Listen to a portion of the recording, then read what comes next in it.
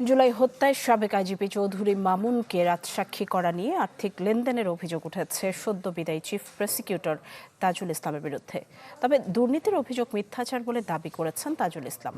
এদিকে কেউ দুর্নীতিতে জড়ালে কঠোর ব্যবস্থার হুঁশিয়ারি দিয়েছেন নতুন চিফ প্রসিকিউটর।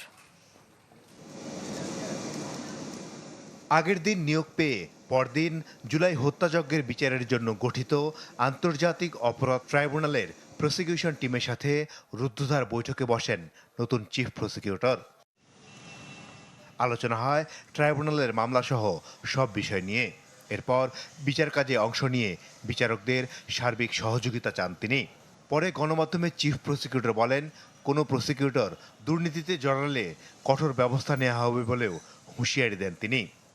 যদি কোনো বিষয়ে আমার কাছে মনে হয় যে ইনভেস্টিগেশনটা প্রপার হয়নি, আমি বিশ্বাস করি হয়েছে সব কিছুই, এরকম কোনো ত্রুটি বিচ্যুতি যদি আমার কাছে পরিলক্ষিত হয় তাহলে সেটা আইন অনুযায়ী যে পদক্ষেপ নিতে হয় সেই পদক্ষেপ নিব।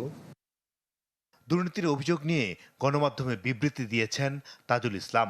এতে দাবি করেছেন তার বিরুদ্ধে জঘন্য মিথ্যাচার হচ্ছে।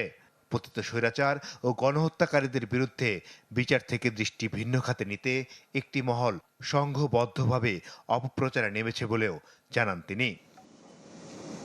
মানবতাবিরোধী অপরাধে শেখ হাসিনার মামলায় চৌধুরী আব্দুল আল মামুনকে রাজসাক্ষী করতে তাজুল ইসলাম সহ প্রসিকিউশন টিমের সদস্যরা আর্থিক লেনদেন করেছেন, এ অভিযোগ আনেন প্রসিকিউটর সুলতান মাহমুদ। মাসুদুর রহমান, চ্যানেল 24, ঢাকা।